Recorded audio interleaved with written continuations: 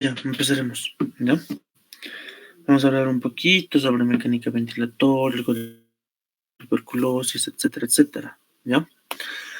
Ay, me hace mucho frío últimamente, o soy solo yo, ya, ni modo, pinche frío. Ya, vamos a empezar con eso y ahí está.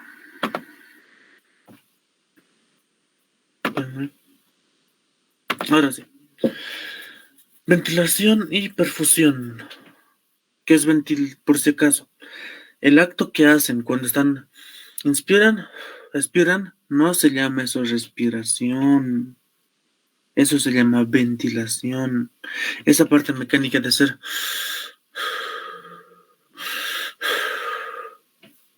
ventilación y perfusión, ya saben qué es, ¿no?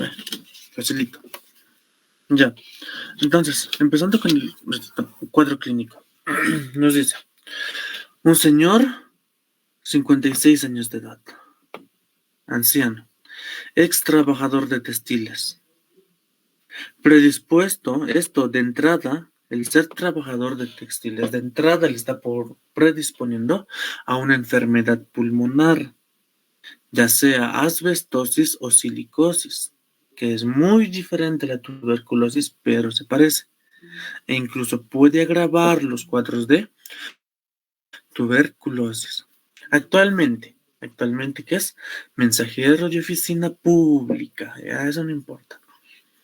Aunque el ser mensajero te predispone a un chingo de enfermedades. Y enfermedades infectocontagiosas, enfermedades terroristas, etcétera, etcétera. ¿Ya? Es mensajero de una oficina pública. Hace 3 años, fue diagnosticado con tuberculosis pulmonar. La tuberculosis pulmonar, lo voy a hacer con otro color para que lo noten. Ya, dije. Fíjense acá, la parte verde de la pantalla. La tuberculosis pulmonar, la tuberculosis como tal, se divide en dos formas. Las formas pulmonares y las formas extrapulmonares. Dentro de las formas pulmonares, obviamente tenemos la que afecta al pulmón. Listo, no hay nada más que decir en este caso. Pero dentro de las formas extrapulmonares, la más mortal se considera la meningitis tuberculosa. Tenemos también otros tipos, como por ejemplo la tuberculosis cutánea, un ejemplo, la tuberculosis en la piel. En este caso nos están poniendo una tuberculosis ósea o vertebral, ¿ya? Que afecta también la columna vertebral.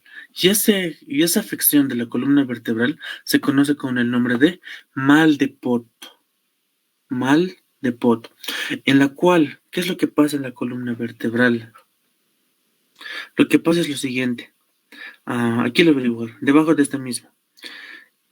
Hay una incurvación de esa columna.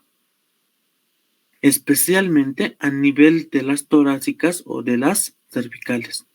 ¿Ya? Pero principalmente a nivel de esas dos. Principalmente, pero como les digo, a nivel torácica.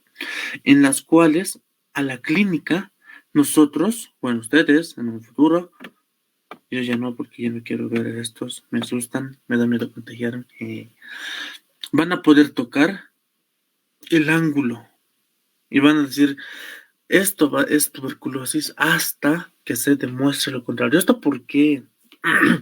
Porque Bolivia, irónicamente, Bolivia sigue siendo uno de los países endémicos en tuberculosis. Y si es que ustedes en un futuro salen al exterior, tienen que ser maestros enseñando tuberculosis. Porque irónicamente así nomás nos ven. Es triste. Ya. Ha estado recibiendo tratamiento. ¿Qué tratamiento? El tratamiento de la tuberculosis es aproximadamente 6 meses. ¿Ya? 6 meses. En los cuales se basa con rifampicina, isoniazida, piracinamida, estreptomicina y rifampicina, isoniazida, piracinamida, estreptomicina y etambutol, ¿ya? De los cuales los principales son los que hice más grande. Rifampicina, isoniazida, piracinamida y etambutol. Esos son los principales que se usan en la terapia antituberculosa. ¿Ya? Específico. Hasta hace 2 años. Ya terminado. Supongamos que ha terminado. Ya, supongamos que ha terminado. Y si se dan de cuenta, fíjense esto, mira. Dice, hace 3 años diagnosticado. Hace 2 años culmina su tratamiento. ¿Qué nos quiere decir? Que el tratamiento ha durado casi 1 año. Y esa duración de tratamiento de casi 1 año es para las formas extrapulmonares. Y si se dan de cuenta, de nuestro paciente tiene una forma extrapulmonar, que es el famoso mal de poto. Así que, de entrada, es 1 año en este caso el tratamiento. ¿Ya? Desde hace 1 año, Disney de grandes esfuerzos.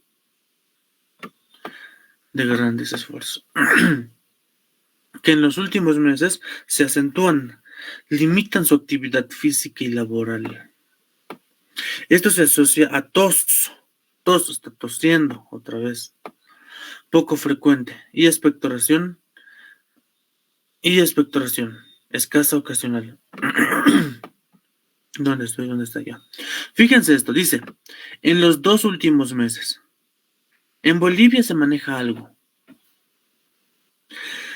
Todo paciente que está tosiendo más de 2 semanas todavía. Todo paciente que está tosiendo más de 2 semanas y es una tos con expectoración, se lo considera, y tal vez les pregunten, el famoso sintomático respiratorio.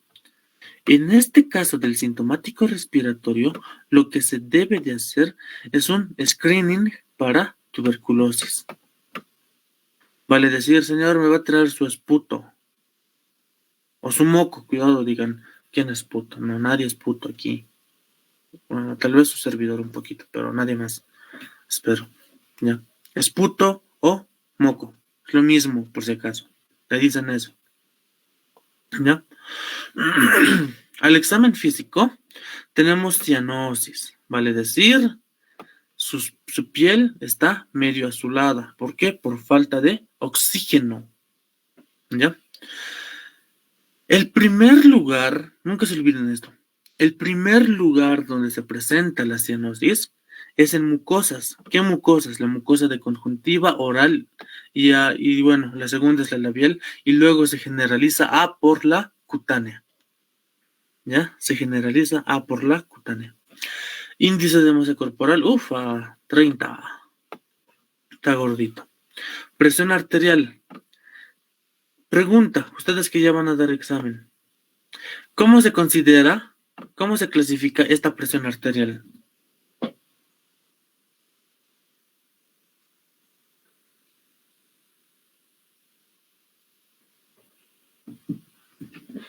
¿Cómo se considera? Tienen que saber, les dije, tienen que saber la clasificación de la hipertensión arterial. ¿Por qué? Porque irónicamente, tristemente, por otro lado, entra el examen. ¿Ya? Y ayer les estaba diciendo justamente, tienen que saber justamente la clasificación americana para ustedes, para mí no. Pero según la clasificación americana, esa presión se encuentra en estadio 1. Porque a lo que recuerdo es que cuando decimos elevada, se refiere más que todo cuando está entre 120 y 129. ¿Ya? Eso es la elevada. Pero si nos vamos a la clasificación que la más usada más que todo por sus conductas que tiene, porque las conductas siempre van a ser diferentes, ese caso ya se llama prehipertenso. ¿Ya? Prehipertenso.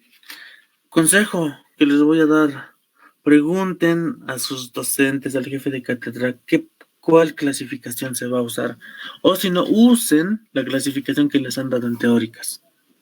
Ese es otro consejo que les puedo dar. Usen la clasificación que les han dado en teóricas. No encuentro mi marcador. Aquí está. Frecuencia cardíaca está a 90. Está a 90 minutos. Está bien. Lo normal es de 60 a 100. Y hay una cifosis dorsal acentuada, lo que les decía. Esto es una cifosis. Está inclinado hacia adelante. Su columna dorsal o torácica. ¿Ya? Eso es lo que pasa en la tuberculosis. A la ausculta pulmonar, ¿dónde está mi marcador? Hay murmullo vesicular, pero está disminuido. El murmullo vesicular es lo que les decía la anterior vez, ¿no? Raspen su cabello, froten su cabello, perdón, y lo que van a escuchar de ese frote de su cabello, eso se llama murmullo vesicular, que en todos los campos pulmonares debe ser normal, debes escuchar como justamente su cabello, ¿ya? Justamente como su cabello. Ahora, ¿qué es lo que pasa después? Hay disminución, pero ¿dónde hay disminución? Y esto es bien importante diferenciar. En los 2/3 superiores del campo pulmonar derecho. Esto lo voy a borrar ya, chicos, lo que hice primerito. Aquí les voy a explicar. Ya. Cuando nosotros hacemos ausculta pulmonar, tenemos que evaluar obviamente todos los campos pulmonares. ¿Ya? Todos los campos pulmonares los tenemos que evaluar. ¿Ya? Y tenemos que escuchar justamente ese murmullo vesicular que les estoy diciendo. Cuando hacemos la ausculta pulmonar,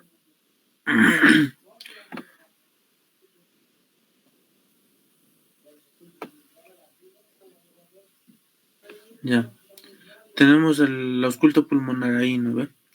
Vamos a evaluar todos los campos pulmonares, siempre empezando desde arriba y en zigzag, vale decir, primero acá, luego aquí, luego aquí, aquí, aquí, aquí. Siempre comparando ambas áreas, ¿ya? Siempre hay que evaluar ambas áreas. Ahora,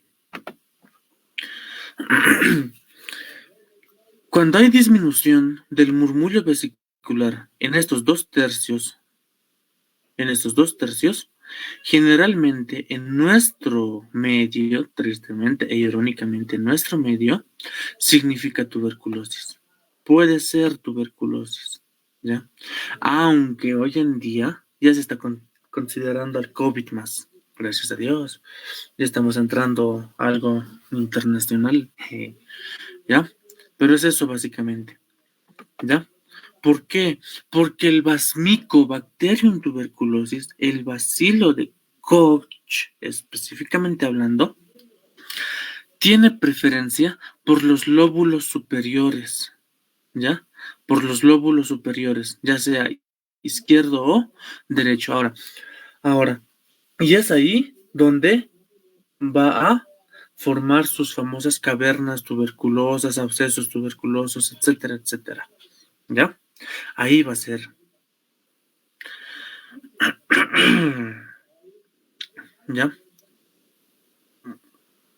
¿Dónde estoy? Aquí está. Ahora, en el corazón, la ausculta de reforzamiento, el segundo ruido pulmonar. Entonces, cuando han escuchado el área pulmonar justamente, estaba así.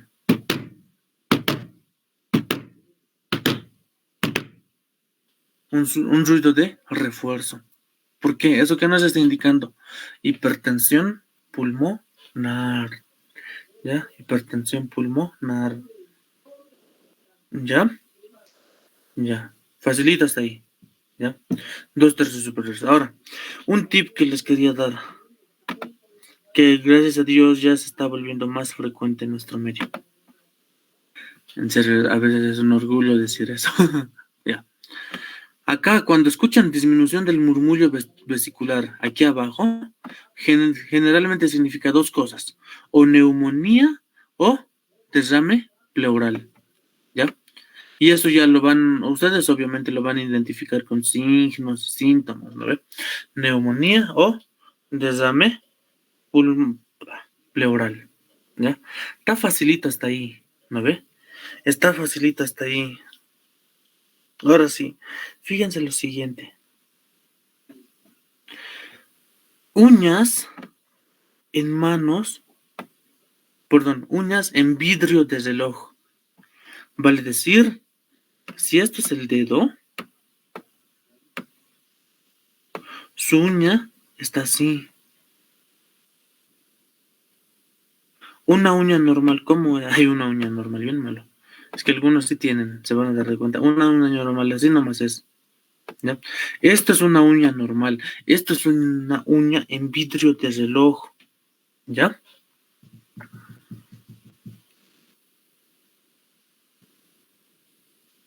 ¿Dónde estoy? Aquí está, ya. Esto es una uña en vidrio de reloj.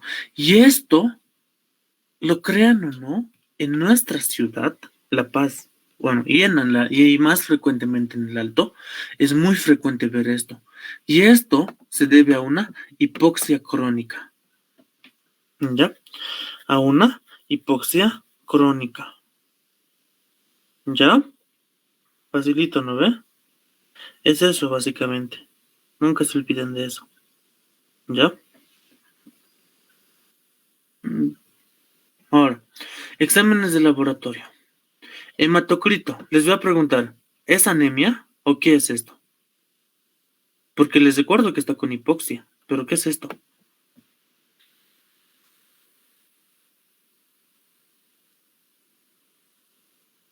¿Qué es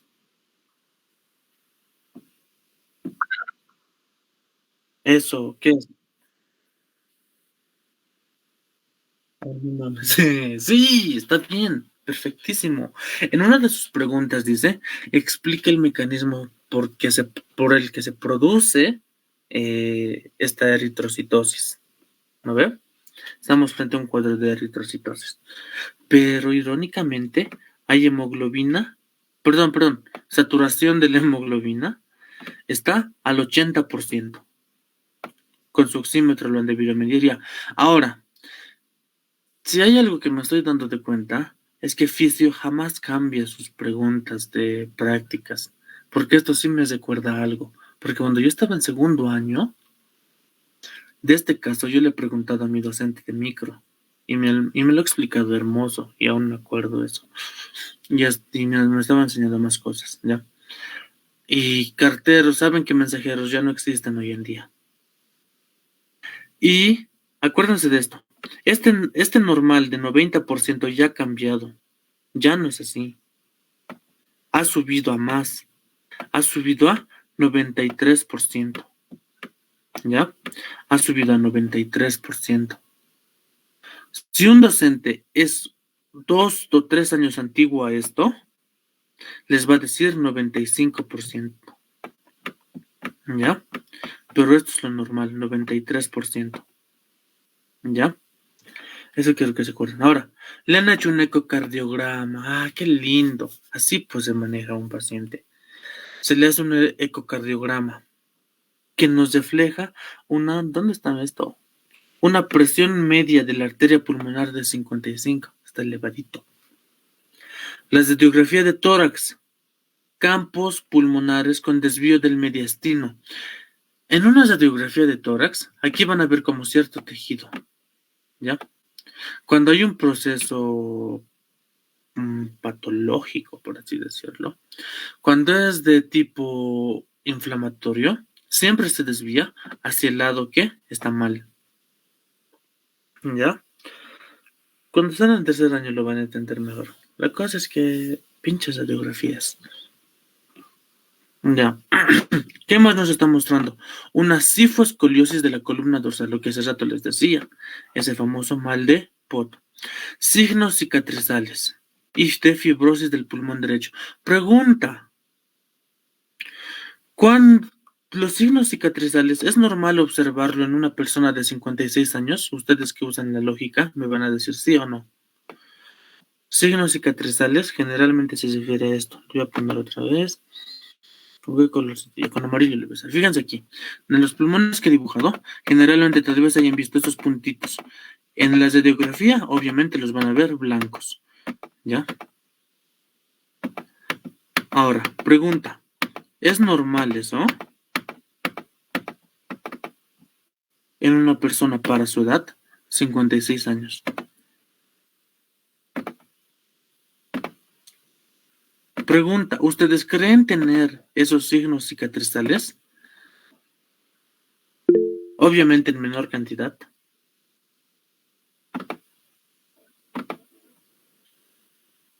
Por supuesto que sí.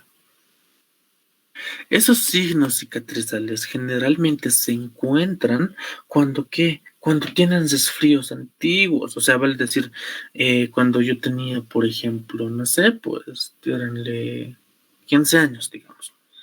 Hace 15 años me he enfermado y estaba mal y mis pulmones han hecho un proceso inflamatorio, ¿no ve? Aunque incluso de cualquier simple resfriado, igual hacen los pulmones proceso inflamatorio. ¿Y qué es lo que pasa? Todo proceso inflamatorio, ¿qué es lo que pasa después? Cicatriza, ¿ya? Cicatriza. Y al cicatrizar deja estas pequeñas calcificaciones. Así que por lógica yo sí tengo, ustedes sí tienen. Bueno, a menos que hayan sido personas sanas toda su vida, ¿ya? Pero obviamente en nuestro caso en menor cantidad. Llegando ya arriba de los 50 años, ¿qué es lo que pasa? Es que a esa edad hemos tenido tantos procesos infecciosos, tantos resfriados, tantas gripes, una que otra neumonía en algún punto de nuestra vida, y lo que pasa es que se cicatriza, ¿ya? Y cicatriza en esta forma. Le han hecho una espirometría. La espirometría es una prueba de respiración en las cuales te piden soplar un tubito. Deberían de hacer de esto práctica. Exíjanle a sus docentes. Es bien lindo hacer. Aunque también es un asco porque uno que otro nunca lo limpia la boquilla de esa cosa. En la cual soplan, etcétera, etcétera. ¿Ya? Pero, ¿qué nos está diciendo?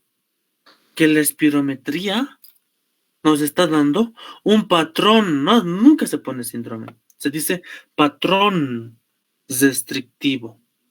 Entonces, por lógica, ¿qué se llama esto? ¿Cuál va a ser el resultado? Eso se llama resultado de la espirometría. Es que está subiendo el volumen expiratorio forzado, el famoso FEV1. Creo que esto es tema para la siguiente clase, pero acuérdense de esto. El FEV1 sube y el volumen de flujo corriente está conservado. Volumen corriente. ¿Ya? Eso es lo que está pasando. ¿Ya? Entonces, ¿cómo vamos a interpretar todo esto? Si se han dado de cuenta, tenía tuberculosis. Sí, tuberculosis ¿dónde? En el pulmón. Y hemos dicho hace rato, todo eso deja cicatriz. Lo quieran o no lo quieran aceptar, deja cicatriz. ¿Y ahí qué es lo que va a pasar? Ya no va a haber una buena perfusión. Al no haber una buena perfusión, nos está indicando lo siguiente. ¿Qué es lo que tiene que subir? La resistencia vascular de la arteria pulmonar.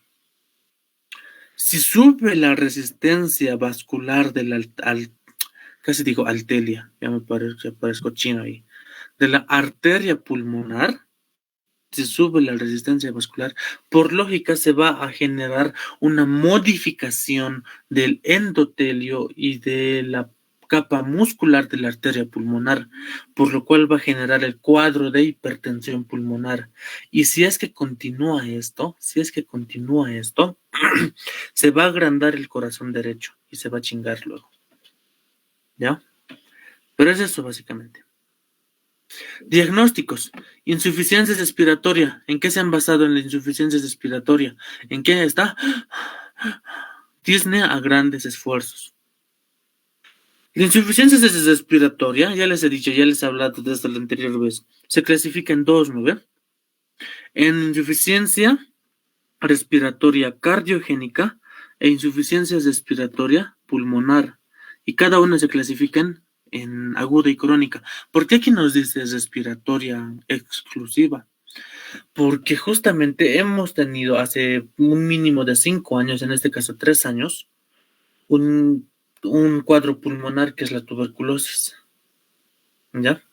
Que es la tuberculosis. Por eso. Y crónica, ¿por qué? Porque ya ha pasado largo tiempo. 2 meses. ¿Dónde está? ¿Dónde está? Aquí está. En los 2 últimos meses, fíjense ahí dice, en los 2 últimos meses. Entonces, crónica de entrada ahí. ¿Ya? Síndrome restrictivo pulmonar. ¿Esto por qué? Por el resultado de la espirometría. Hipertensión arterial pulmonar secundaria a restricción torácica. En otras palabras, secundario a la tuberculosis que está generada. Sifoescoliosis secundaria a mal de Pot, vale decir, ¿por qué dice secundaria? Porque ya ha cicatrizado. ¿Ya? Cuando se dice mal de Pot, específicamente cuando hablamos del mal de Pot, tiene que seguir ahí el Mycobacterium tuberculosis haciendo daño. Cuando decimos secundaria, es que este Mycobacterium ya ha pasado, pero ha dejado sus secuelas. Y el último, poliglobulia secundaria a hipoxia crónica. Fácil hasta ahí. Ahora vamos a entender todo esto. Ya. Cuando hablamos de fisiología respiratoria, tenemos que hablar de 2 zonas principales. Zona de conducción y zona de transición o intercambio. ¿Ya? ¿Qué es lo que pasa en estas zonas? En la zona de conducción también se la conoce como el famoso espacio muerto anatómico. ¿Esto por qué? ¿Esto por qué?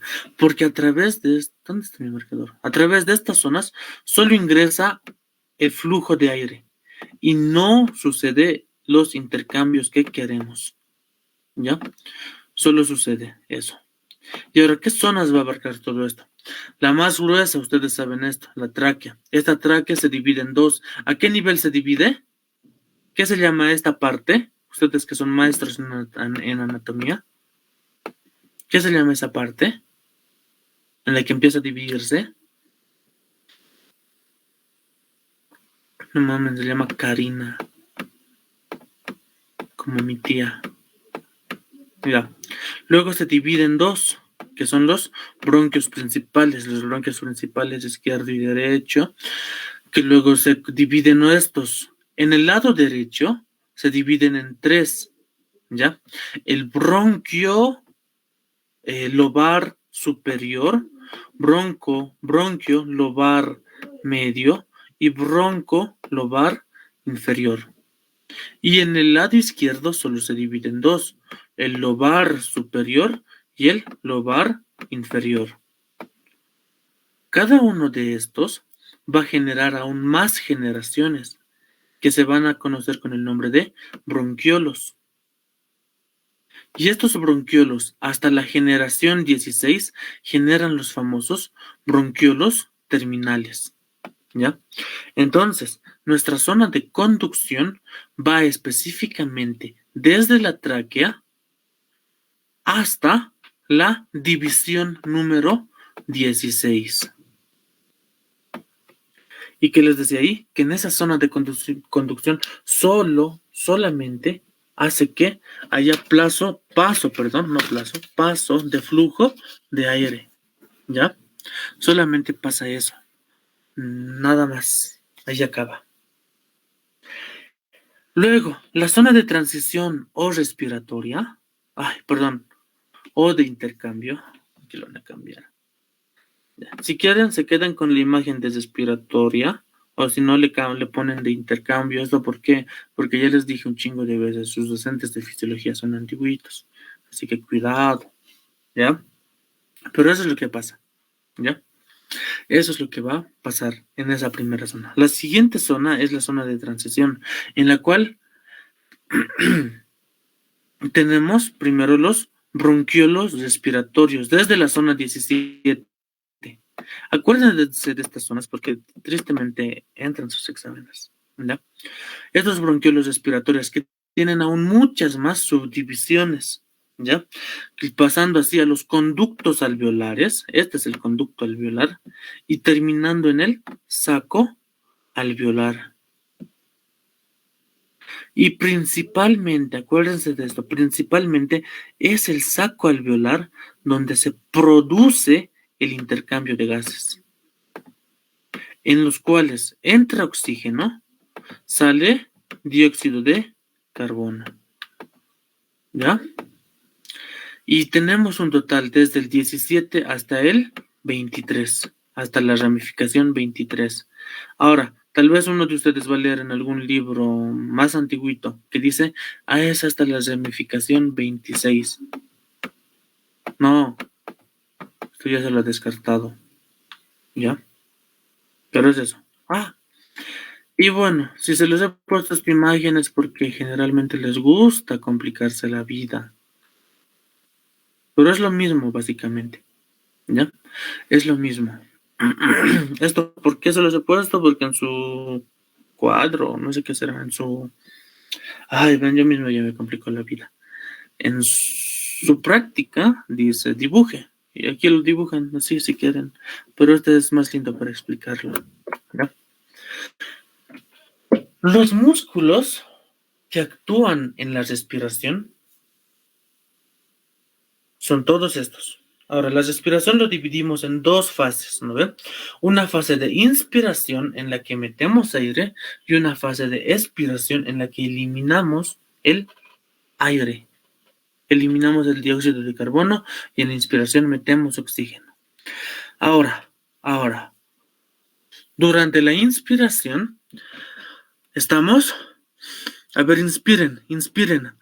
Hagan una inspiración forzada, en otras palabras. Cuando inspiran ahí, ¿qué es lo que pasa? Se elevan las costillas. Al elevarse las costillas, aumenta el diámetro anteroposterior y lateral de la caja torácica. Aumenta, se inflan los pulmones, pero están actuando estos músculos. Uno, el esternocleidomastoideo. ¿Ya? El esternocleidomastoideo. Pregunta, ¿ustedes que saben anatomía? Inserciones del esternocleidomastoideo.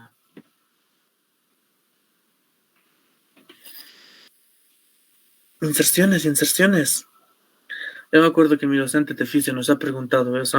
Qué malo. Inserciones, está fácil. En su mismo nombre está una parte external. Lance mi marcadorcito. No veo. Ya he encontrado.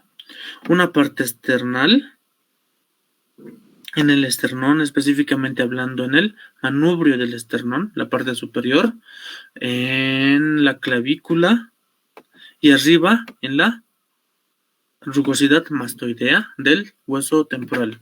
Ven, me he cortado eso, que ya. Luego los músculos escalenos, que también elevan, ¿ya? Los músculos escalenos nos ayudan a elevar las primeras costillas. Es por eso que uno de los principales procesos es la rectificación de las costillas. ¿Por qué? Porque generalmente las costillas cobran, en reposo obviamente, y sin inspiración, cobran una disposición hacia abajo, ligeramente inclinadas hacia abajo. Pero ¿qué es lo que pasa en estos casos? Es que las costillas se rectifican y están ahí. Y eso es lo que pasa básicamente, ¿ya? Y así es como se logra ampliar el tórax. Luego, el cesato anterior, que también nos ayuda a la inspiración.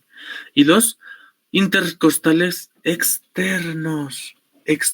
Ahora, yo sé que les va a costar memorizarse cuándo son los intercostales internos y cuáles son los intercostales externos, ¿ya? Los internos hacen expiración, ¿ya? Los internos hacen expiración, pero los externos hacen inspiración. Y acuérdense de esto.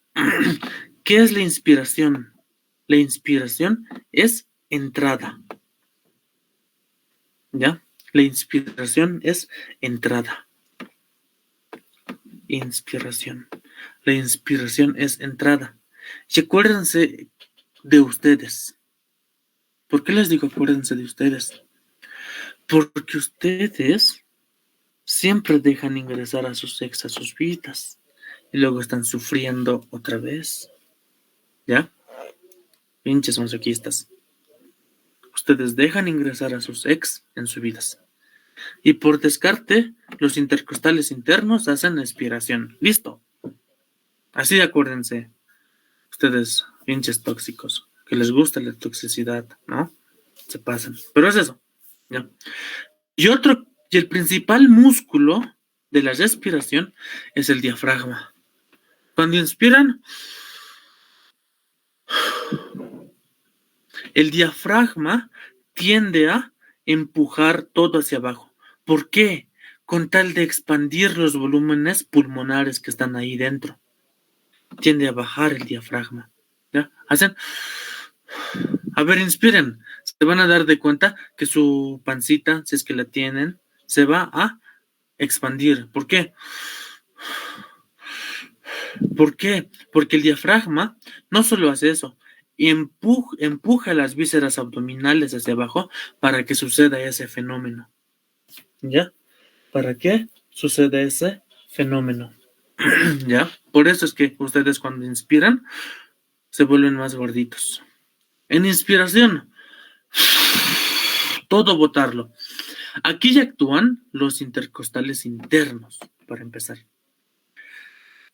Ya les he explicado eso. Los transversos, el músculo transverso torácico y en su práctica decía, los músculos abdominales, ¿qué papel van a tener? Tienen estos principal papel en la expiración forzada. Si se dan de cuenta, ustedes están ahorita haciendo, ¿ve? Ahí solo están actuando los intercostales internos y los torácicos transversos. Pero, a ver, hagan esto. Metan todo el aire posible y luego soplen ahí. Y mejor todavía si es que inflan un globo. ¿Qué va a pasar en este momento? 1. Las costillas van a descender. 2. En la inspiración forzada, los músculos abdominales, especialmente 3, recto anterior, ese famoso que le dicen a ustedes, mis cuadraditos me ha salido, mi lavandería, el oblicuo mayor y el oblicuo menor. Esos 3 principales músculos actúan en la expiración forzada. A ver, boten todo eso, van a ver que todos esos músculos abdominales se les van a contraer. ¿Ya? Se les va a contraer. Facilito, ¿no ve? Incluso si es que se quieren acordar, fíjense esto. Vean un video de ¿qué se llama esto? De fisicoculturistas. ¿Qué hacen los fisicoculturistas? Exponen sus músculos, pero se van a dar de cuenta algo bien interesante.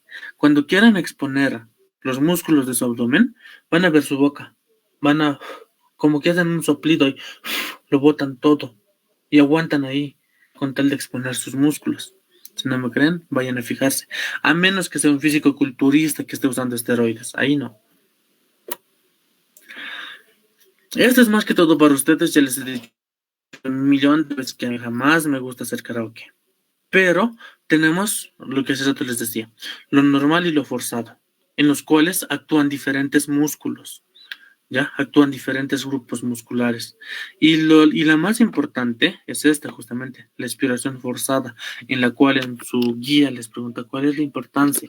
Pues aquí está, músculos abdominales, ¿ya? Músculos abdominales. ¿Ya?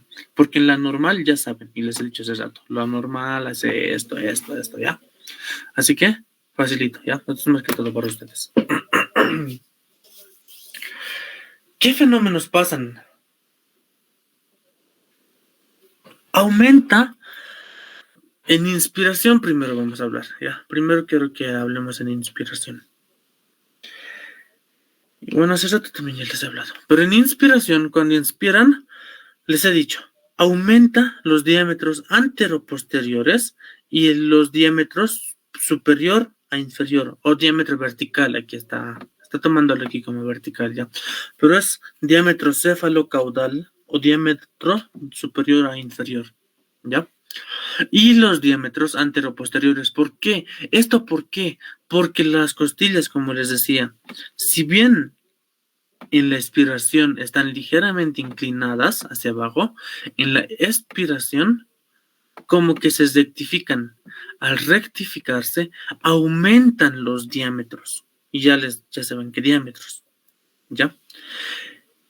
Y si se dan de cuenta, si está inclinada y se contraen los músculos, pasa esto. Elevación de la parrilla costal. Elevación de las costillas. Pasa eso. Todos se han elevado. Están casi rectificadas. Casi rectificadas. ¿Ya? No estoy diciendo bien rectificadas, sino casi rectificadas. ¿Ya? ¿Y qué va a pasar? Los externos se contraen, los internos se relajan. ¿Ya? Es lo que va a pasar en la inspiración. Y va a haber la famosa contracción diafragmática en la cual vamos a botar todas las vísceras hacia abajo. ¿Ya? Hacia abajo. ¿No ve? No, perdón, es al revés. ¿Ya? En la expiración hay una vuelta a la normalidad del ángulo costal, de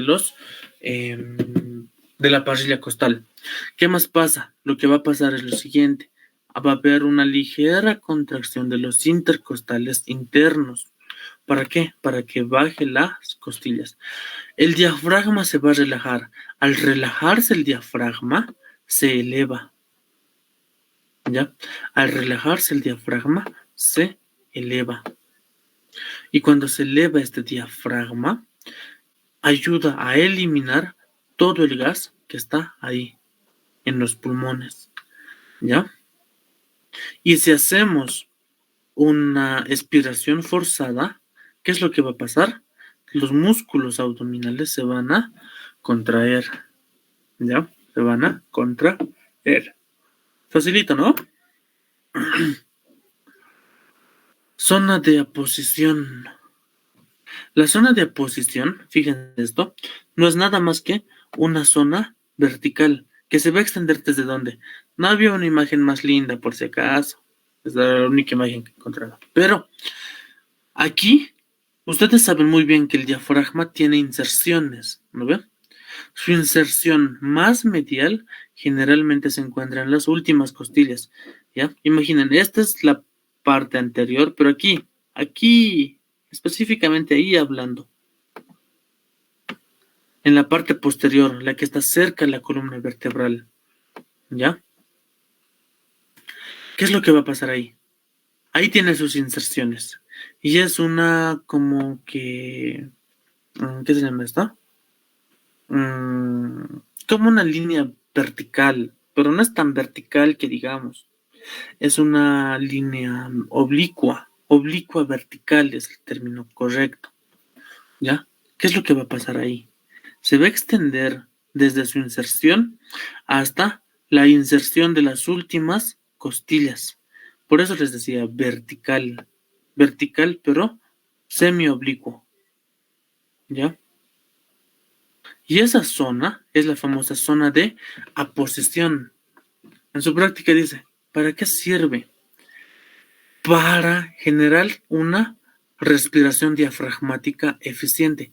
Vale decir, mientras más vertical es esa zona de aposición, mayor va a ser la inspiración. ¿Ya? Mayor va a ser la inspiración. Y es el caso generalmente de los gorditos. Gracias a Dios. ¿Se han preguntado por qué los gorditos son tan buenos cantantes? Incluso pueden generar notas así tipo... Tú, maldita. Bueno, más largo todavía. Porque su zona de aposición es ligeramente más inclinado, más oblicuo, perdón. ¿Ya? ¿Esto por qué? Por la aposición de acá, por la posición de las vísceras abdominales y los depósitos de grasita. Hace que se eleven. ¿ya? Y por eso es un poquito más oblicua en esos casos, ¿ya? Hay otros casos en los que no, en los cuales la obesidad es mucho más extrema y hace que eso cambie, ¿ya? Eso cambia. O sea, en otras palabras, si quieres ser cantante, está bien ser gordito hasta cierto punto, ¿ya? Hasta cierto punto. Si no me creen, vean cantantes de ópera, les va a sorprender su voz. Y los que les gusta la ópera, bueno, ya saben eso, ¿ya? Pero cuando está inclinado, baja mejor el diafragma. ¿Para qué? Para que haya una buena expansión pulmonar, como acá dice, una respiración diafragmática eficiente, cosa que esto se horizontalice y posteriormente haya un buen llenado de los volúmenes pulmonares, ¿ya? Hay un buen llenado de los volúmenes pulmonares. Y eso es todo lo que va a pasar. En la inspiración, fíjense aquí, se eleva el diafragma, se está elevando el diafragma. ¿Ya? ¿Qué más pasa? Ay, no, perdón. En la expiración, primero hablamos de la expiración. Ay, no estoy volando aquí. Ya, en la expiración, fíjense, esperen, ahora sí, baja el diafragma y sube el diafragma, ¿ya? En expiración específicamente hablando, no estoy viendo bien, luego puedo cambiar otro color. Ahora sí, en la expiración sube el diafragma. En la expiración sube el diafragma. ¿Por qué? Fíjense, con tal de reducir los volúmenes pulmonares y posteriormente eliminación del dióxido de carbono, ¿ya? Para eso. Pero en la inspiración, fíjense, está bajando el diafragma. Está bajando el diafragma. Con la bajada del diafragma, fíjense cómo se están rectificando las costillas. Se están rectificando las costillas. ¿No ve? ¿Ven cómo se rectifica? Casi rectificados. No voy a decir rectificados. Cuando hablamos de rectificación de las costillas, hablamos de atelectasia. Por eso les digo casi rectificados. ¿Ya? Ahora, fíjense, casi rectificados y el volumen pulmonar aumenta. Los volúmenes pulmonares ahí aumentan. ¿Esto por qué? Por el paso de oxígeno hacia el interior, por el paso de aire. ¿Ya? Por el paso de aire hacia el interior.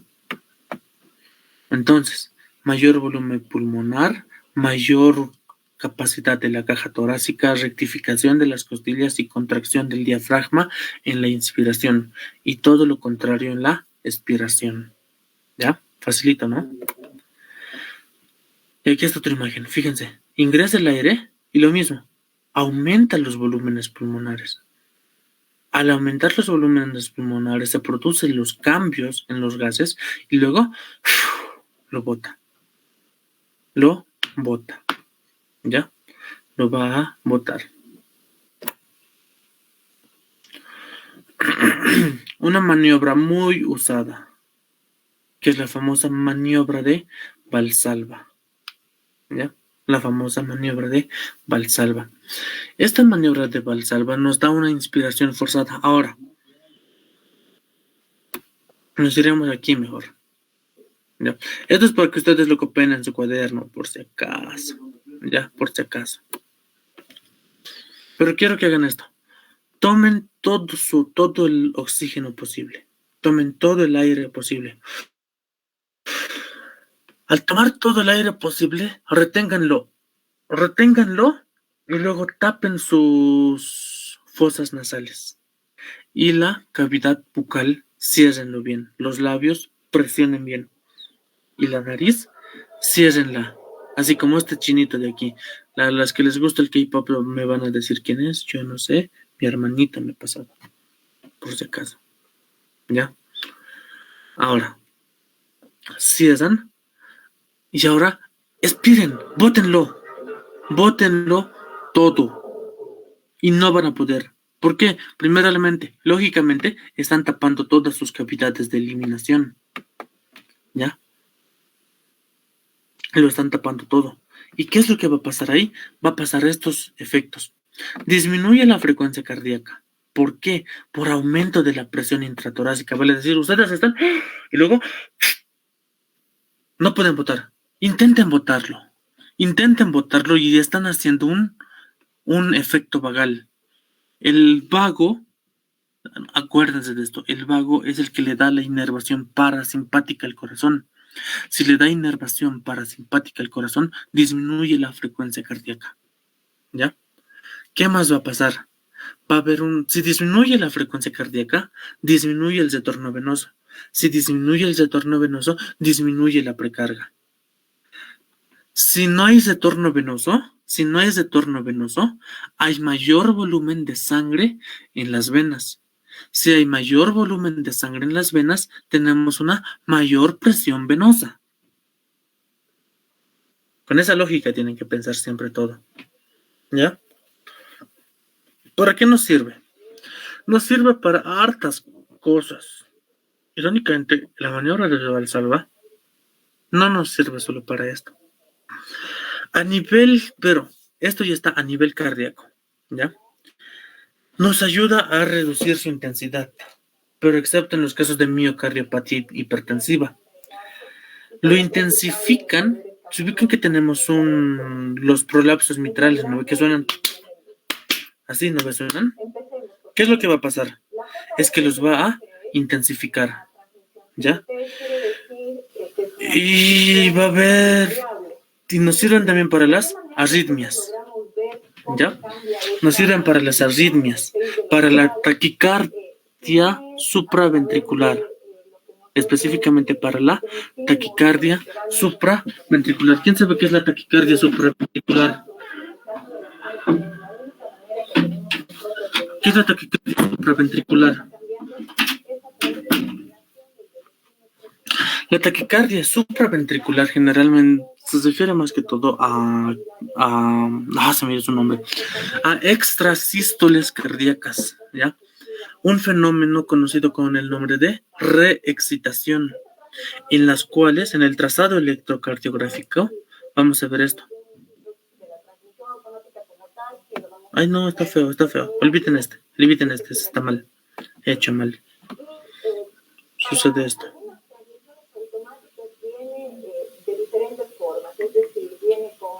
Ustedes que ya saben el electrocardiograma, ¿qué normalidad ven ahí?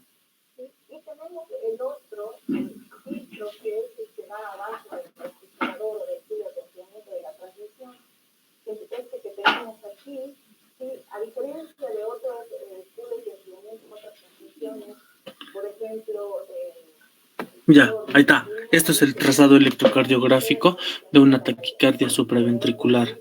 ¿Ya? ¿Qué es lo que están viendo ahí? A ver, por lógica.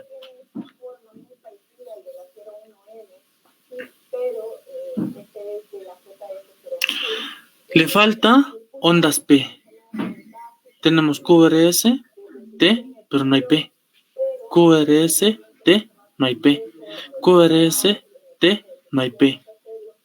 Eso pasa en las taquicardias supraventriculares, ¿ya? Y ustedes han debido ver en la TV, en sus series que les gustan. No sé qué series habrá, la verdad yo no veo esas series médicas porque hacen malos manejos, pésimos manejos.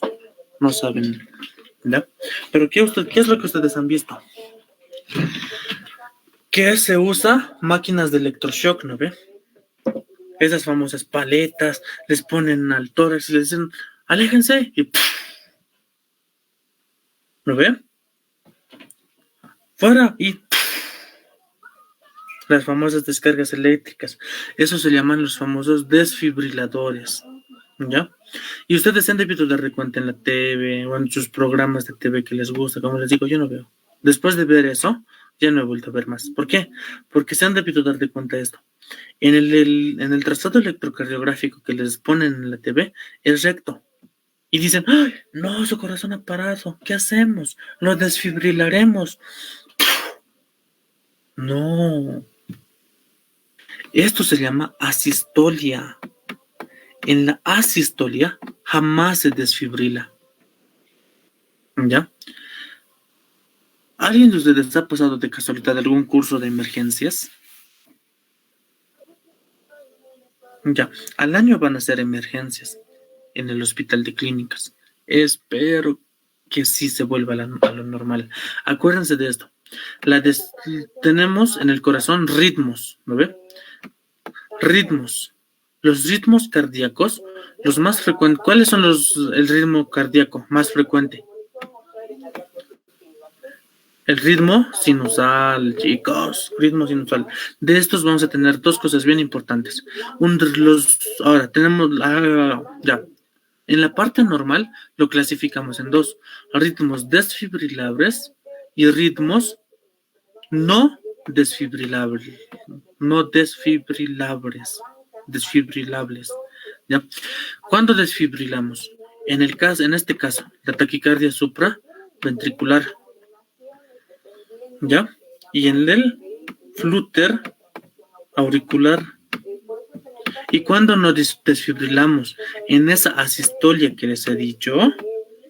Y en la, espérenme, actividad eléctrica sin pulso. Acuérdense de eso. ¿Ya? Ahí no se desfibrila. Es por eso que yo jamás les voy a aconsejar ver ninguna serie. Porque todos están mal. Como les digo, hacen malos manejos y después le están cagando. Y bueno, luego le viene la cárcel, ¿no? Pero eso, ¿ya? Pero no nos sirve solo para eso. Cuando tenemos aumentos de presiones, aquí lo quería hacer. Y ahora sí. Cuando tenemos aumentos de presiones, nos ayuda a la parte cardíaca, sí. Ya saben para qué nos ayuda la parte cardíaca. Pero cuando tapamos la nariz acá, va a haber aumento de la presión en todas las regiones. Vamos a empezar. ¿Alguien se quiere unir, creo? Ahorita vamos a verlo. Ay. Pensé que alguien estaba entrando. Ya. Ay, me asustas. Ya. Entonces, cuando hacemos la maniobra de Valsalva, no nos sirve solamente para cardiología, para neumología. Nos sirve para otra cosa más, que es la parte de otorrinolaringología, en la cual, como les decía, vamos a tapar todo esto y vamos a generar aumento en la presión del conducto auditivo, en lo cual nos va a generar un abultamiento de la membrana timpánica. ¿Ya? Hasta ahí fácil. Otro, a nivel abdominal, también nos va a servir para la evidenciación de las famosas hernias, ya sean hernias diafragmáticas, hernias ilíacas, hernias infrailíacas, hernias escrotales o hernias vulvares en el caso de la mujer. ¿Ya? Para eso más nos sirve la maniobra de Valsalva. ¿Ya? Para eso más nos sirve, justamente por los aumentos de presiones ahí dentro. ¿Ya? Facilito, ¿no?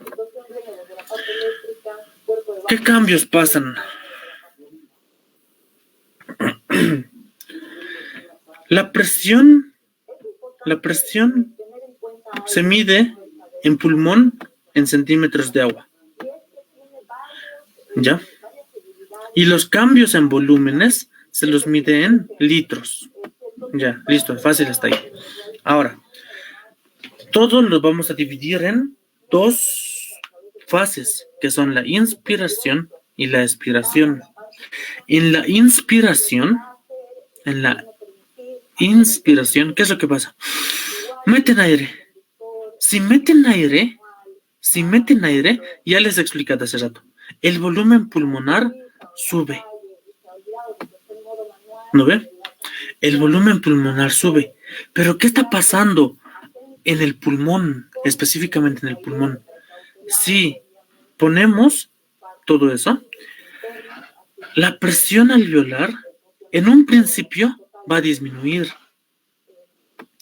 pero luego hay un aumento ligero para que se produzca el intercambio gaseoso. ¿Ya? La presión pleural, si estamos ingresando oxígeno, ¿dónde está? ¿Cuál es inspiración? En reposo, inspiración. Y aquí está. La presión pleural tiene que disminuir. Disminuye generalmente ya hasta menos 8, menos 7 centímetros de agua. ¿Ya? Tiene que disminuir. ¿Para qué tiene que disminuir? Para que haya mayor volumen pulmonar. Entonces la presión pleural disminuye. Disminuye. Facilito.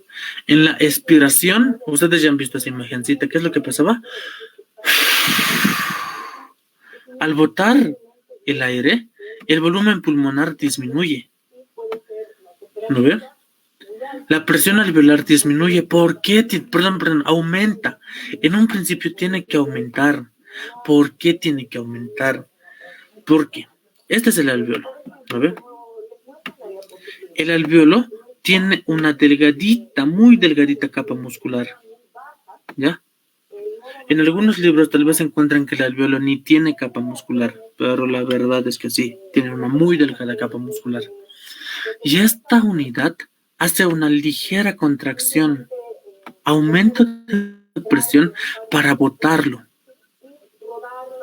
¿Ya? Para botarlo. Por eso aumenta la presión en los alveolos, para botar todo ese dióxido de carbono. ¿Y qué pasa en la presión transpleural o en la presión pleural? Y es que la presión en la pleura tiene que aumentar. ¿Ya? Tiene que aumentar. ¿Para qué? Para comprimir los pulmones y estos así eliminen todo el dióxido de carbono. Para eso, básicamente. ¿Ya? Hay algo que han pedido en su práctica y sinceramente esto sí ha costado buscarlo.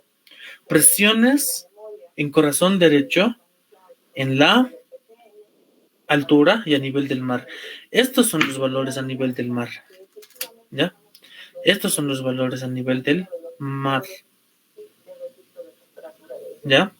La presión en la arteria pulmonar es 15, en ventrículo derecho 28,5, una media de 15, la presión en ventrículo izquierdo 120/80, una media de 100 hasta 70 incluso. Presión en la aurícula derecha es de 2, presión en la aurícula izquierda es de 5 y presión en la aorta es de 100. Ya, eso es, por si acaso. Este es a nivel del mar, perdón, a nivel del mar, sí. Nunca me olvidaré esta diapositiva. En La Paz. Ahora, tal vez ustedes, sus docentes antiguitos les van a decir, ¿y de dónde has sacado? Aquí arriba se los estoy dejando el link, ¿ya? Ahí arriba está el link. Fíjense, ahí se los he puesto. Para que cuidado les diga alguien, ¿y de dónde has sacado? Nunca falta ese pendejo, ¿ya? Frecuencia cardíaca media a nivel del mar llega a ser 67. ¿Ya? Nuestro gasto cardíaco, si se dan de cuenta, es un poquito más elevado, a 7.2. ¿Ya? Nuestra presión media de la aurícula derecha es de 5. Aurícula derecha es de 5. Pero hay algo bien interesante. Nosotros te manejamos más alto. En el nivel del mar, fíjense, creo que era 2. ¿Ya ve? Es 2. ¿No ve? La presión media de la arteria pulmonar, ya parezco chino en serio, de nosotros es 21. Pero fíjense esto. ¿Dónde está? Aquí es 15. Nosotros tenemos un ligero cuadro de hipertensión arterial. Pulmonar, por si acaso, pulmonar. ¿Se dan de cuenta? De nosotros está subiendo. Nuestra presión de enclavamiento pulmonar, enclavamiento capilar es de 9. Pero ¿dónde está? ¿Dónde está? Aquí es de 5. ¿Dónde está? Aquí está, ya. Nuestra resistencia vascular pulmonar total es de 240 por centímetro.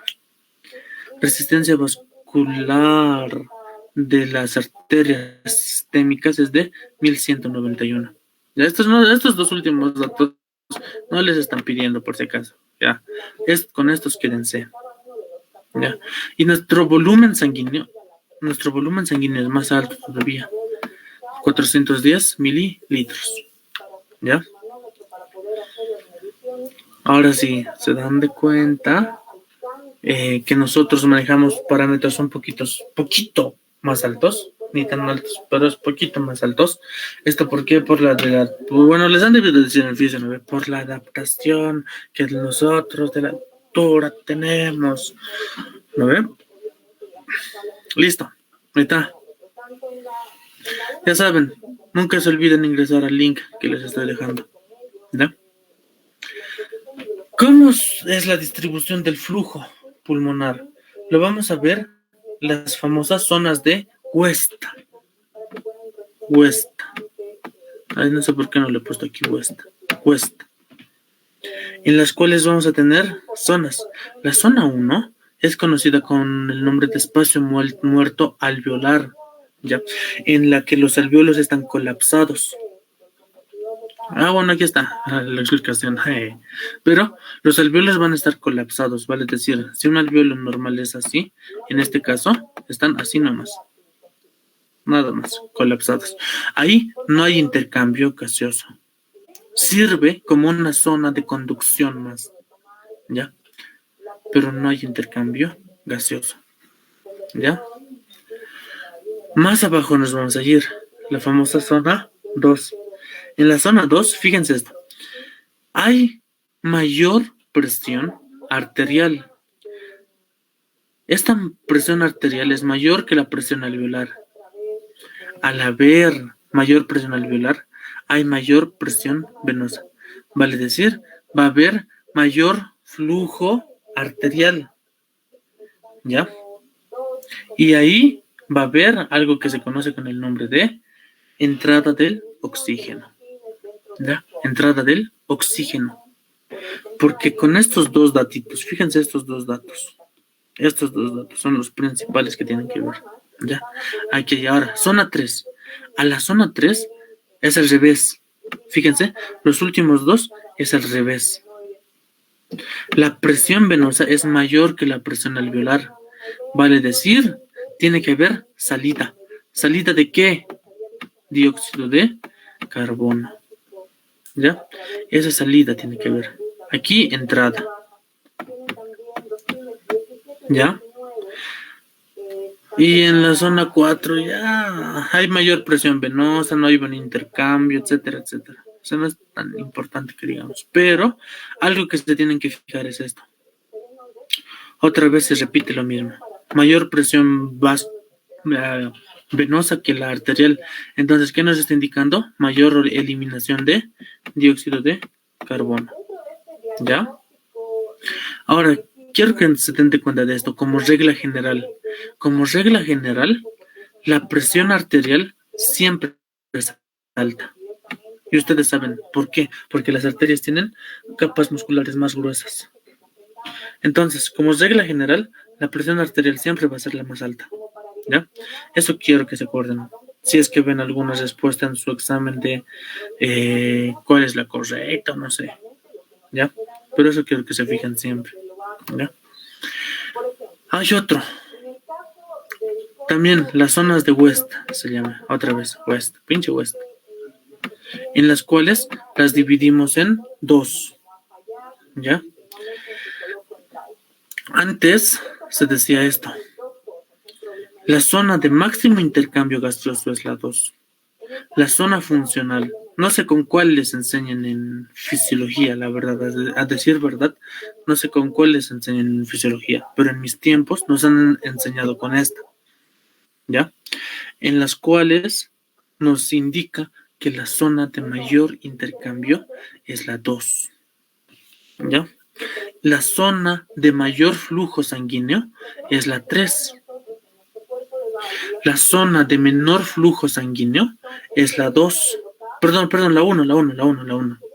¿Ya? La 1. ¿Por qué? Porque al estar los alvéolos colapsados, generan mayor presión alveolar. Si hay mayor presión alveolar, no hay intercambio. Si no hay intercambio, aquí lo único que va a llegar es sangre. y nada más. Solo llega sangre. Ah, ya. ¿Y qué hacemos? Que llegue sangre. ¿Para qué? Ya lo nutriremos. Para que no se muera el humano, lo nutriremos. Nada más. ¿Ya? Para nada más. Pero eso quiero que se acuerden. ¿Ya? Eso. Con esa mecánica vamos a hablar de todo esto. Ya hemos visto el caso clínico, no creo que valga la pena repetirlo, ya saben todo el porqué, pero responderemos a las preguntas. ¿Qué estamos teniendo? Hipertensión pulmonar. Fíjense esto, la presión de este está en 50, creo que decía. ¿Han medido su presión pulmonar? ¿Dónde está? ¿Alguien me ayuda a buscar? Hemoglobina, tórax, ecocardiografía. Aquí está. Presión media de la arteria pulmonar es 55. ¿Cuánto era? Lo normal en la altura, 21.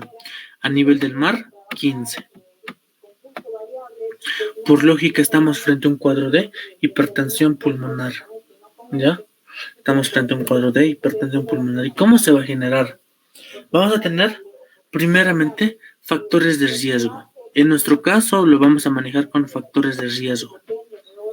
¿Ya? Nuestro principal factor de riesgo, en nuestro caso, es la hipoxia. Disminución del oxígeno. ¿Ya? La disminución del oxígeno. Y por haber tenido un cuadro inflamatorio, tenemos la inflamación. ¿Qué es lo que va a pasar? Sucede una injuria vascular inicial. Y lo que les estaba diciendo en un principio, ¿no ve? Se daña el endotelio vascular de la arteria pulmonar. Al dañarse el endotelio vascular de la arteria pulmonar, hay una proliferación. Esta proliferación lleva a la disfunción. Ahora, ¿va a haber proliferación de qué? De la pared. Si la pared en un principio era delgadita, como este primero que les he dibujado, va a pasar a ser más proliferativa. Vale decir, se va a hacer más gruesa. Al hacerse más gruesa, aumenta la, ¿qué hemos dicho?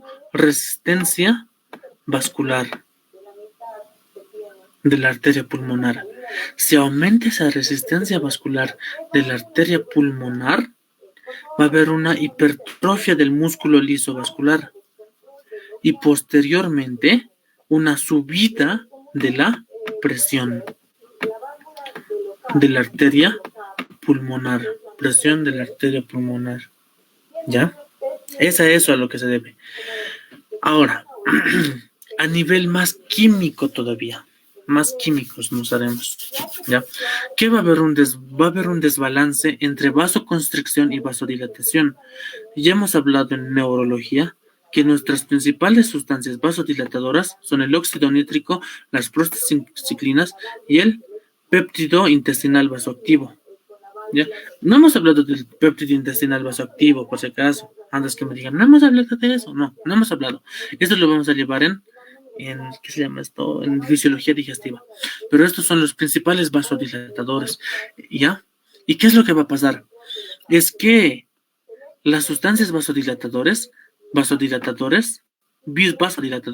disminuyen y las sustancias vasoconstrictoras aumentan, como por ejemplo la endotelina, el tromboxano A2, por si acaso, ¿ya? A2, tromboxano A2. Y la serotonina van a aumentar. Entonces, va a haber mayor vasoconstricción. Va a haber mayor presión. Entonces, todo va a desencadenar en una hipertrofia del músculo liso vascular.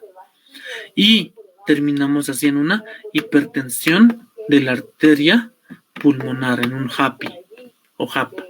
¿Ya? Ahí termina todo. ¿Ya? Por todos esos procesos, básicamente. ¿Ya? Nos estamos hablando aquí de la poliglobulia, que está presentando una de sus preguntas, tiene que ver mucho con la poliglobulia, ¿ya? Una poliglobulia secundaria. La poliglobulia tenemos el estudio de la masa eritrocitaria, en la cual en el paciente está elevado. ¿Y qué les he dicho? Si está elevado, tenemos que medir eritropoyetina. ¿No ve? Si está la eritropoyetina aumentada, tenemos una eritrocitosis secundaria. Y en la eritrocitosis secundaria, la oximetría generalmente está menos del 92%. Si está menos, tenemos una enfermedad cardiopulmonar. Si está más de 92%, irónicamente, tenemos que pensar en un paciente fumador. Es por eso que, bueno, ustedes ya deben tener tíos, ¿no? Que les dicen, ay, hijita, tú estás estudiando medicina, me ha dado COVID, estoy tosiendo, me voy a morir, hijita, ¿qué hago? Y ustedes ahí, oxímetro. Y se van a dar de cuenta, en un fumador, irónicamente está alto. Pinches fumadores hacen que los oxímetros fallen. Ya, pero es eso básicamente. Ahora, ¿por qué se produce? ¿Dónde está? Ya, esto es para ustedes. ¿Ya? Esto es para ustedes. Para que lo copien, ¿ya? Pero quiero que cuando estudien, cuando vean esta diapositiva, se vayan a esto, a riñón. Y ya hemos hablado de esto. ¿Qué hemos dicho en nuestra clase de sangre? Si baja el oxígeno, se produce una hipoxia. Esa hipoxia es captada por el riñón. Y el riñón dice, me está llegando poco oxígeno, pinche humano. Entonces, como el riñón dice, me llega poco oxígeno, ¿qué hago? Ahí ya. Produciré eritropoyetina. Esa eritropoyetina va a la médula ósea de los huesos a estimular, la producción de masa roja, eritrocitos.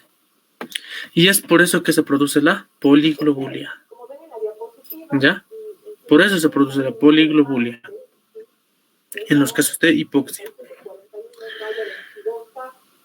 Una de sus preguntas era, en la actual pandemia, ¿por qué es importante estar en decúbito prone?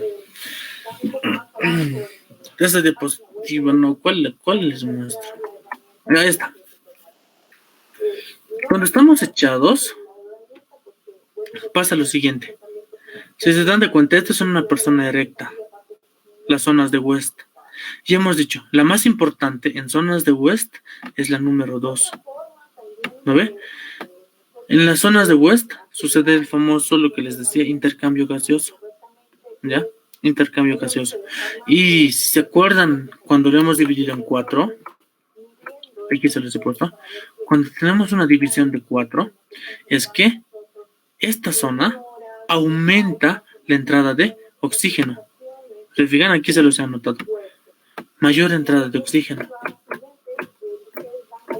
Ya es lo que pasa cuando el paciente está así, ¿ya? Lo vamos a ver mejor acá, ¿ya?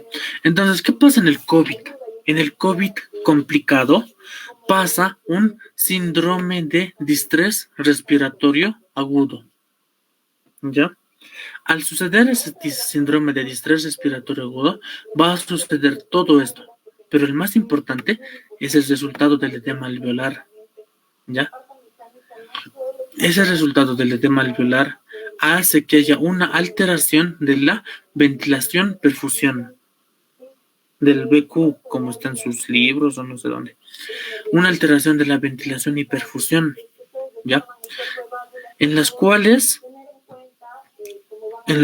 como les decía, si tenemos una lesión pulmonar, ya sean por resfriados o lo que sea, se cicatriza en forma de fibrosis.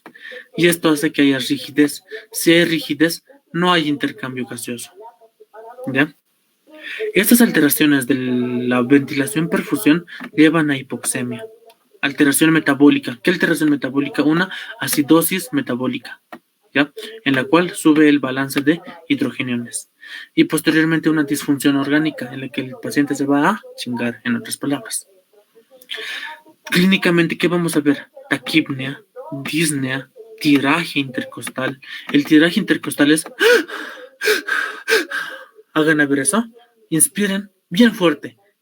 Inspiren lo más fuerte que puedan. Hagan eso. Van a ver cómo sus costillas van a tirar hacia arriba. Ya han debido ver pacientes con COVID así. Bueno, no sé si ustedes hayan visto. ¿Ya? ¿Y qué es lo que va a pasar? En una radiografía va a ver todo esto. ¿Ya? El famoso patrón en vidrio esmerilado. ¿Qué es lo que pasa? Esto es la tomografía de una persona erecta. ¿Ya? Es la tomografía en la cual ventilación, perfusión hay mayor ventilación, pero hay menor perfusión. ¿Se dan de cuenta esto? Hay todo eso menos. Nos vale decir, el aire le está llegando en vano. Es por eso que hoy en día no es muy aconsejable. Está con COVID, ¿qué hacemos? Le daremos oxígeno. Ya, le daremos oxígeno, genial. Le damos oxígeno, sube su saturación de oxígeno, pero no está funcionando de una manera correcta. No está funcionando.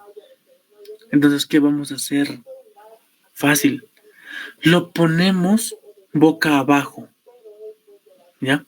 Este es de un paciente que está con la boca hacia abajo. Y fíjense, si no me creen, fíjense esto. ¿Qué esto? Se me dio su nombre, ¿ven? Las vértebras están arriba. Ahora, ¿qué es lo que va a pasar acá? Estamos aumentando la capacidad del área 2 de West. Al aumentar la capacidad del área 2 de West, la ventilación y la perfusión entran en un equilibrio. Al entrar en un equilibrio, se genera un resultado de una mayor volumen de oxígeno en nuestro organismo. ¿Ya? Si no me creen, busquen a alguien que tenga COVID y dígale, a ver, ponte boca arriba. Estoy boca arriba. Ponte boca abajo. Cuando se ponen con la boca abajo, lo que pasa es que sube su oxígeno. Interesantemente, sube su oxígeno. ¿Ya? Aquí está lo mismo. En decúbito supino hay mayor presión torácica. ¿Ya? Mayor presión torácica. Al haber mayor presión torácica, ustedes saben que el corazón está acá arriba, ¿no ve? Está acá arriba. Al estar aquí arriba, tenemos su propia masa torácica. Perdón, su propia masa cardíaca. Y esta masa cardíaca, por gravedad, hace que se aplasten los pulmones. Al aplastarse los pulmones, mayor presión torácica. ¿Ya? Mayor presión torácica. ¿Ya? O sea, todavía sube mucho más la presión torácica. Si sube la presión torácica, entonces va a haber menor expansión del pulmón. El pulmón se expande menos. ¿Qué pasa si le ponemos en decúbito prono o con la boca abajo? Es que la presión torácica, esto está mal, pinche imagen. Era que usa la otra. La otra estaba bien. La presión torácica ya no es tan grande. ¿Ya? Ya no es tan grande. La única presión torácica que se está ejerciendo solo son lo de las costillas. Segundo, el corazón ustedes saben que está anteriormente, ¿no ve? Entonces ese corazón, si se fijan, la masa cardíaca que acá dice, ya no va a comprimir a los pulmones. Al no comprimir a los pulmones, va a haber mayor capacidad funcional del pulmón. Al haber esa mayor capacidad funcional del pulmón, va a mejorar la oxigenación. ¿Ya? Esto un poco de lo mismo, pero esta es la imagen que a mí me importa. Como les decía antes, Va a estar en decúbito prono. ¿Y qué es lo que va a pasar? Ustedes se han llevado histología y ustedes saben que es así más o menos el tejido alveolar, ¿no ve? El tejido pulmonar, ¿no ve? ¿Han visto en esto, no ve? Es así más o menos, ¿no ve? ¿Qué es lo que pasa? Fíjense esto. Les he dicho, cuando sucede un proceso infeccioso, hay el famoso edema pulmonar. En otras palabras, se va a formar el moco, ¿ya? El moco. Ya, ese moco que ustedes se sacan, ahí están enfermos, sí, se sacan y ¿qué pasa?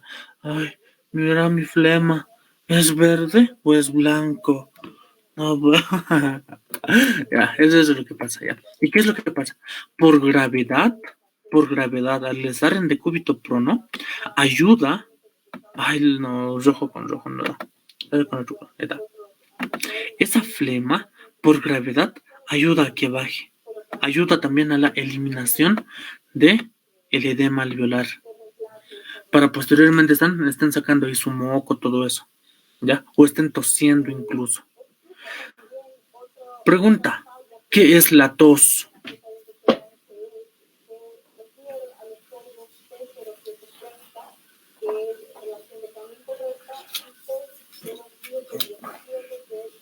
¿Qué es la tos?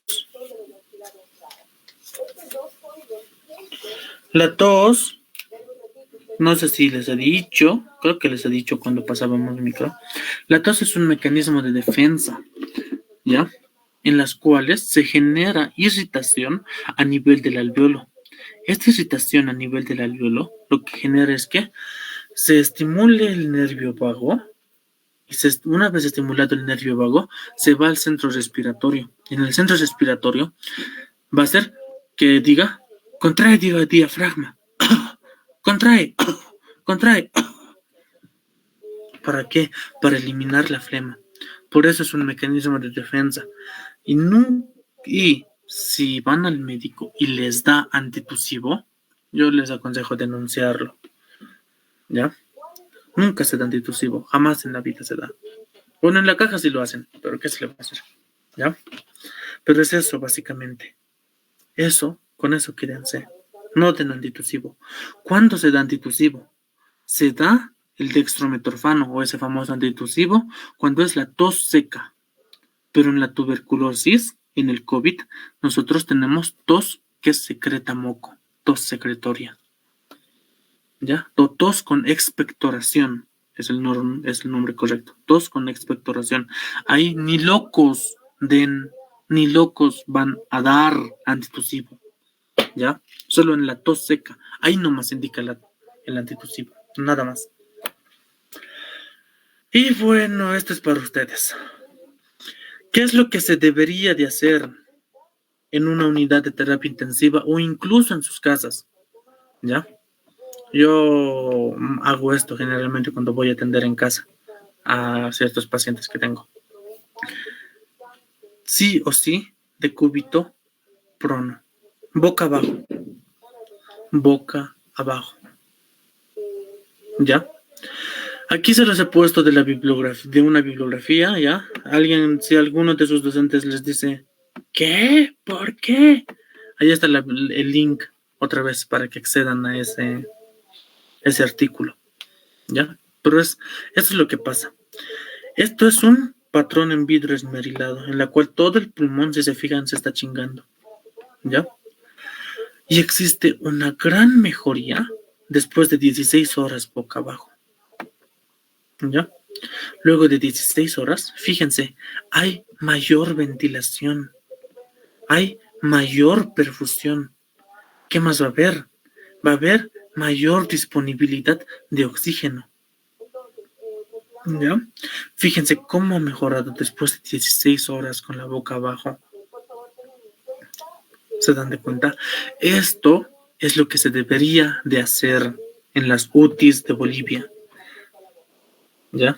Se debería de hacer. Pero bueno. Aquí se los he puesto un karaoke para que ustedes lo lean. Aquí ayuda. ¿Ya? Pero es eso, básicamente, lo que quiero que aprendan, lo que quiero que entiendan. Si conocen a alguien con COVID, si está mal, si está tosiendo, díganle, el mejor consejo que le van a dar es ponte boca abajo. pero me da flojera, no puedo, ponte boca abajo. Ay, es cansador. Y le dicen, si quieren, le dicen, carajo, ponte boca abajo. Por todo esto, ¿ya? Y lo crean o no, se van a dar de cuenta que cuando ingresan a este link es del 2013, creo, o del 2016. Y yo, ¿por qué se les he puesto esto? Para que vean la importancia y de que esto se sabe desde mucho más antes. Esto, aunque no me crean, recién se está sabiendo este año en Bolivia. Pinches terapistas intensivos. Pero esto ya recién se está sabiendo. Y esto se sabía desde antes, ¿ya? Si quieren ustedes buscan un artículo más actualizado. Pero de mí mi intención es demostrarles que es mucho mejor y siempre va a ser mejor estar actualizados. Y si se dan de cuenta, esto es desde el 2013, 2017, creo. No me acuerdo bien la fecha. ¿Ya?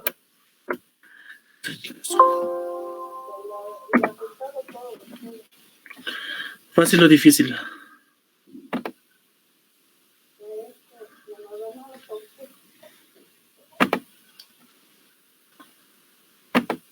¿Dudas?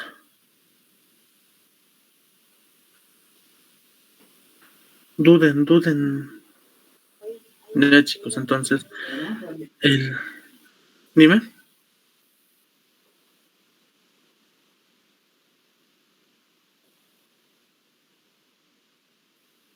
Ya, nos iremos al caso clínico. ¿Ya?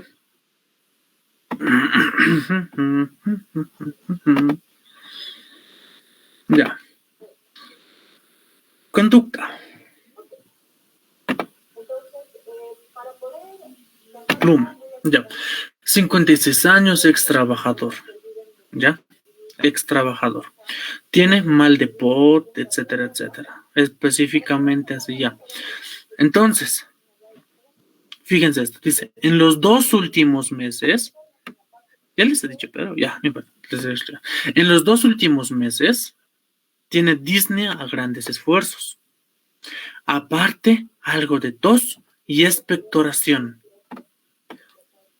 Si tenemos tos y expectoración por más de 2 meses, le vamos a pedir un esputo. ¿Ya? Esputo. O flema, ya. Cuidado, me vean mal. Pero se llama esputo, ¿ya? No, el paciente no sé si es esputo, pero es puto. ¿Ya? Le van a pedir esputo. ¿Para qué? Para hacer frotis. ¿Ya? No se está notando bien, le voy a hacer con otro color. Ahora sí. Ahora sí. Esputo y van a hacer frotis. Van a hacer tinción. Pregunta. ¿Qué tinción? Y yo les he dicho, esto sí me acuerdo. ¿Qué tinción se usa para tuberculosis? ¿Mm? No se usa por si acaso tinción de Gram. Es una bacteria, pero no se usa tinción de Gram. La Gram se usa para Gram positivos, Gram negativos, bacterias comunes. Pero en el caso de la tuberculosis se usa tinción Ciel Nielsen. ¿Ya?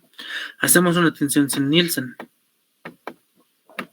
En esta tinción sin Nielsen vamos a ver a los Mycobacterium tuberculosis, ¿ya? En los cuales lo vamos a clasificar si es que tiene o no tiene, ¿ya? Y si es, en caso de que volviera a presentar tuberculosis, reiniciamos el tratamiento. Ese tratamiento con rifampicina, isoniazida, piracinamida y etambutol, ¿ya? Hacemos el tratamiento en ese caso, ¿ya? En caso de que sí sea positivo, ¿ya? Ahora, lo que generalmente se pide es, fíjense esto, si ha sido diagnosticado, ¿dónde está? Hace un año decía, ¿no ve? Hace un año. No encuentro. La cosa es que ha hecho tratamiento hace 1 o 2 años más, ¿ya? Entonces, en ese caso, ¿qué más vamos a hacer? Lo vamos a hacer con otro color. De ese esputo, lo vamos a cultivar. Cultivo específicamente en Lowenstein-Jensen. ¿Ya? Lowenstein-Jensen. Y aquí vamos a ver si este Mycobacterium es resistente o no resistente a los medicamentos. que se usa, ¿ya? ¿Esto para qué? Para cambiar los esquemas de tratamiento, ¿ya? Porque siempre hay que hacer esa mudanza del tratamiento cuando sucede cuando sucede todo esto, ¿ya? Siguiente. Está con cianosis. ¿Dónde está mi marcadorcito? Ya, hasta ahí bien, ¿no ve? Hasta ahí. Para la, para la parte etiológica, ¿ya? Siguiente. Está con una leve cianosis en conjuntivas, ¿ya? Está en conjuntivas, etcétera, etcétera. ¿Y dónde está su oximetría? Aquí está. Fíjense, oximetría 80%. ¿Qué es lo que vamos a hacer?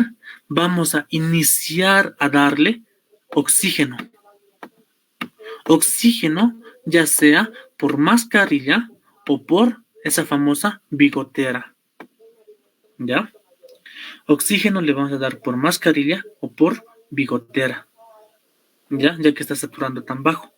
Generalmente, nunca se olviden esto, se inicia siempre con 2 litros por minuto. Se puede subir hasta 5 litros por minuto. A partir de 5 litros por minuto, se puede subir incluso hasta 12 litros por minuto, 10 litros por minuto. Pero a partir de este 5, hay que monitorizar sí o sí al paciente. O sea, esto ya es para paciente crítico, ¿ya? Lo que les estoy explicando. ¿Por qué, pero? Porque a partir de 5 litros se genera algo conocido con el nombre de barotrauma. Y este barotrauma hace que, por el flujo tan importante de oxígeno que está ingresando, se lesione el pulmón. Por eso es que yo, bueno, para mí mi límite cuando atiendo en casa es 5. ¿Ya? Es 5, nada más. ¿Ya?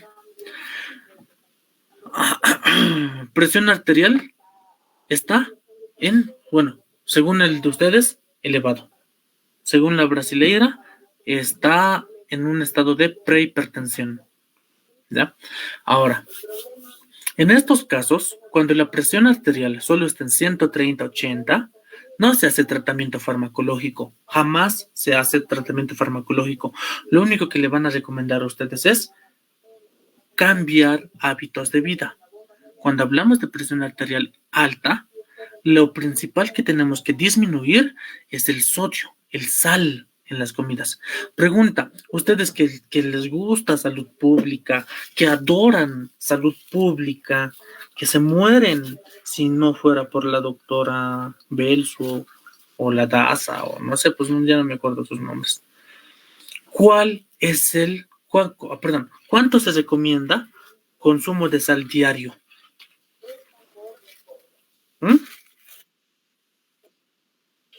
6 gramos, 5 gramos, de 4 a 6 gramos, ¿no ven?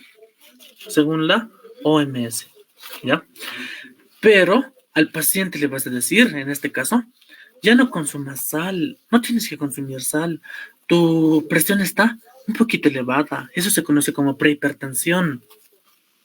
Ay, pero doctorita, yo como mis ensaladas y siempre le pongo sal. Mi carnecita sin sal. ¿En serio voy a hacer así? No, no tiene que ser así. ¿Esto por qué? ¿Esto por qué? Porque la sal no puede faltar. Entonces, y es por eso que yo les decía, es mejor estudiar con las guías de Brasil la hipertensión arterial, porque en estos casos lo que se recomienda es lo siguiente: bajar el consumo de sal. ¿A cuánto? A 2 gramos diarios. ¿Ya? A 2 gramos. Porque para las guías que usamos en aquí, las guías que se usan en otros países, les dicen lo siguiente: no consuma sal, pero doctorita, y mi ensalada sin sal, y mi huevito, mi sandwichito de huevo sin sal. Y al final terminan haciendo daño. ¿Por qué? Porque lo que se causa es una hiponatremia. Si causan esa hiponatremia, el paciente se va a fibrilar, su corazón va a fibrilar. ¿Y de quién va a ser su culpa? Del que ha recomendado eso. ¿Ya? Pero se aconseja 2 gramos de sal. ¿Ya? 2 gramos de sal. ¿Ya? Más conductas, a ver. Murmullo vesicular, hay disminución. Si hay una disminución del murmullo vesicular, aquí, ¿qué vamos a hacer? Pedir una radiografía anterior. Ah, no, ya han pedido. Ah, no, mentira. Aquí está. Pero, si no hubieran pedido, tienen que pedir ustedes. Radiografía antero-posterior y una radiografía lateral de tórax. ¿Ya? En esta radiografía vamos a ver todo lo que está aquí, por si acaso. Así que no es necesario hacer otra vez el karaoke de eso. ¿Ya? ¿Qué más tenemos? Ya. Nunca se olviden de esto. La hipertensión arterial pulmonar tiende a mejorar con la administración de oxígeno. ¿Ya? Tiende a mejorar. Así que con eso no hay problema. Y esto ya es algo crónico. Las uñas en vidrio de reloj. Eso ya es algo crónico, así que ni modo, pues. Con el tiempo igual se va a ir rectificando o algo. Así que eso ya es algo crónico. Y tampoco es esto para asustarse por si acaso, ¿ya? ¿Qué más? ¿Qué más? ¿Qué más? Aquí está. La cifoescoliosis. Aquí al paciente lo que podemos hacer es, una vez recuperado el cuadro pulmonar, recuperado el cuadro cardíaco y previa evaluación por el anestesiólogo, obviamente, lo que se le va a proponer es rectificarle la espalda. Hay un procedimiento, se me dio su nombre, eso de no ser traumatólogo es grave, pero se le hace ese procedimiento de quitarle esa columna dañada y hacerle una plastía de columna vertebral. Eso era, ¿ya? Eso se le puede proponer para arreglarlo, ¿ya? ¿Por qué? Porque como la columna está doblada, imagínense ¿cuánto color le voy a hacer? Como la columna está así doblada, fíjense acá abajo, la imagen de aquí abajo, ustedes saben que por el centro pasa la médula espinal. ¿Y qué va a pasar? Si es que hace un esfuerzo enorme o algo, de entrada, se puede lesionar toda la médula espinal y puede quedar parapléjico o tetrapléjico, cualquiera de los dos. ¿Ya? Dependiendo a qué nivel estaba, porque si se fijan acá no dice pues a qué nivel específicamente, ¿no ve? Tiene que decir si fue escoliosis a nivel, no sé, pues T1, T2, o T3, T4, T5, T6, T7, T8, ¿ya? Pero no dice aquí, malitos, ya, pero es eso, ¿ya? De eso, no sé, pues, ¿qué más? Si sube el oxígeno, va a mejorar el hematocrito y va a mejorar la hemoglobina, ¿ya? Si sube mucho, hay algunos casos en los que se indica la extracción de sangre, la exsanguíneo transfusión, en la cual le vamos a sacar sangre al paciente, pero este caso no es indicación para eso. Por si acaso, nomás les estoy diciendo, pero ya. No sé, pues, ¿qué más dudas?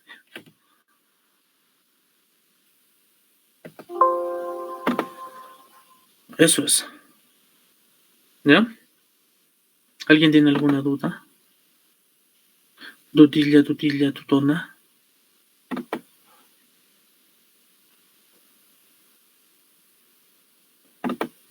Ya. Eso en cuanto al manejo. ¿Ya? Les voy a pasar ahorita la práctica. Y yo me voy. Ya. Eso sería entonces. Hasta el sábado otra vez.